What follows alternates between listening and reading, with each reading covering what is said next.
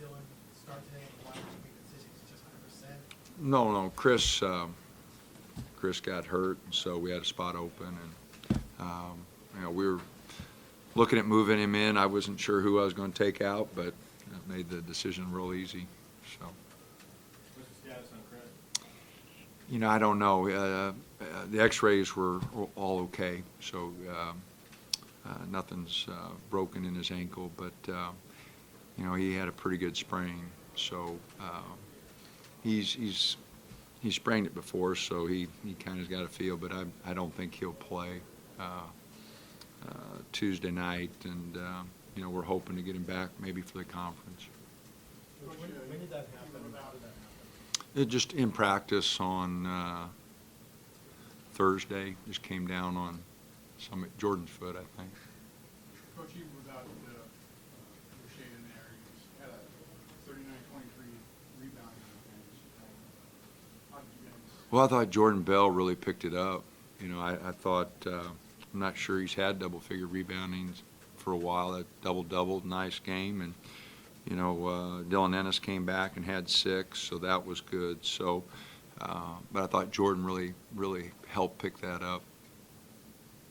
What did you like about tonight's match? I thought, really early, I loved the way we got up defensively and our energy defensively, and kind of backed off there at the end of the half, and they hit a few threes, and our energy just wasn't as good.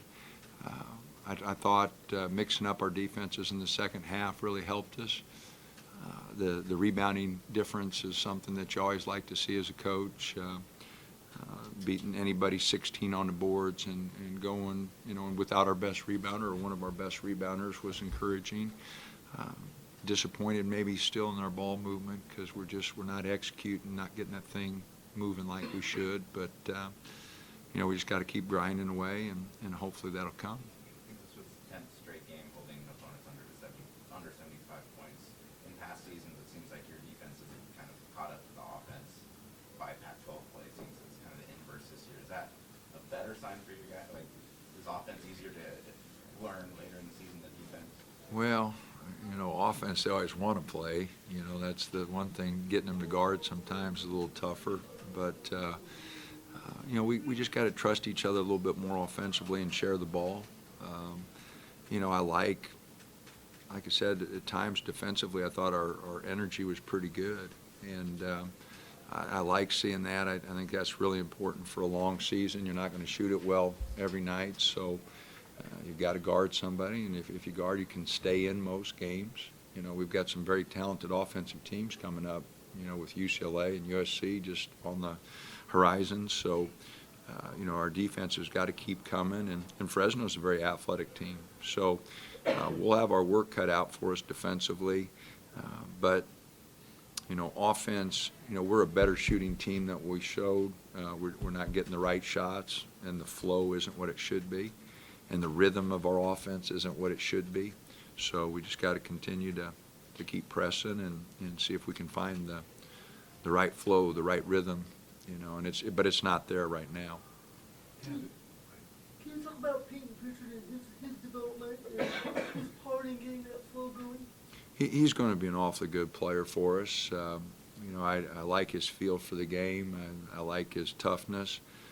He's got to continue to kind of get a feel for the way we play. It's a lot different than his high school. He had the ball in his hands all the time, and we kind of with his AAU team, he always had the ball in his hands, and now we've got some pretty good players with him. We want that ball in Dylan Ennis, Dylan Brooks, Tyler's hands. We want that ball spread around because we got a lot of guys who can handle it and make plays. So him just getting a feel for that, is going to take some time, but his instincts are good, and he's going to be an awfully good player for us. How tough is it to break those instincts, to dribble always, have the ball? Oh, all the guys, they want to dribble, the camera's on them, the girlfriend watches, they all like pounding a little bit, and, it just, eventually they do learn to trust their teammates and get it moving. They realize how much better the shots are. We had a couple of zone possessions where we just popped it around, 3 or 4 possessions, got in the middle, had wide open shots, and we'll show them those and show them how that ball movement created those shots. And, you know, hopefully they'll all make the adjustment. Bell had a good night finishing both hands. How much has he worked on his offensive game? How much has he improved? He has improved quite a bit. He's almost a reluctant scorer in there. You know, he doesn't demand the ball. He doesn't post up a lot. You know, he's never been a great scorer. You know, high school, AAU, he's always kind of been a defense, rebounding, facilitator. But, you know, in his third year now, you'd expect that to be part of the growth, you know, to take a more aggressive offensive position and try to score. He's very talented. You see some of the step-through movements, the little left-handed hooks that he threw in, and you know, I think he could be a very capable scorer. And tonight we needed him to score with Chris out, and he goes 7 for 8 and didn't turn it over, but one time, which is 2 below his average. So, you know, I thought he had a great game. You know, I loved his energy on some of the boards. I mean, he went and got a few of those rebounds that I just haven't seen him. I haven't seen him do that. It looked like his legs were coming back. He was making some shots tonight that last week the shots were coming short. But He's just rushing. You know, we got to get him slowed down, and he's trying to make up for lost time. And you know, we've all seen what Dylan can do. You know, he led us in assists last year. You know, so we know what he can do as a playmaker and making plays. And I think it's just making him more patient and getting him more comfortable with the guys that we've got. But there's no doubt in my mind that eventually that flow will come with him when it comes to the rest of our team. You know what, guys, I mean, you said Bell is averaging 3 turnovers a game, which he is. Do you know all the guys' averages on turnovers?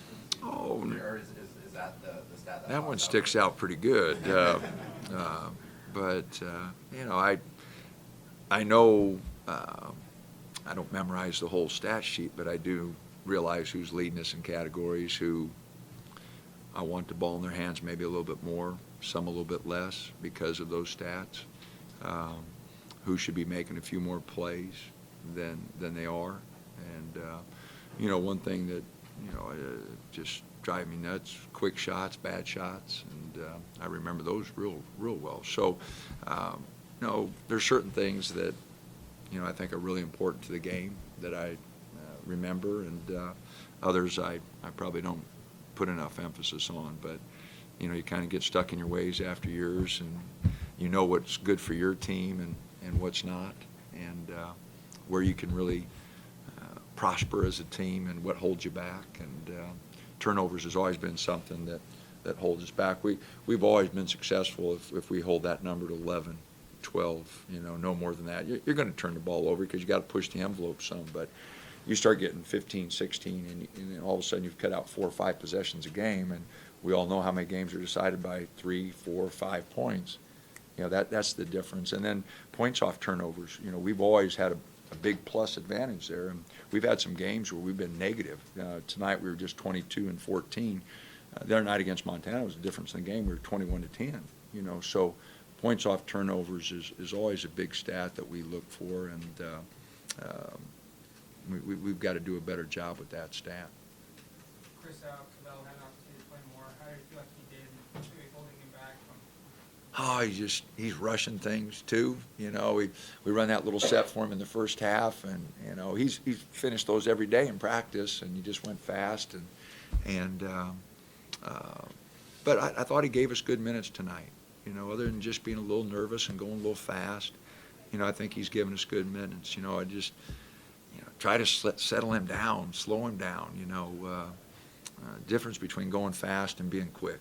You know, and we got a lot of guys going fast now, but, you know, their quickness and their athleticism is hindered because they're straight up and down and not in an athletic position, a power position, and it makes them go too fast. So I thought Keith was going too fast at times, and Cavell tonight both. Dana, you talked about ball movement. It looked like it was better in the first half, but can you talk about how that's the key to your offense and how that opens up shots for you guys?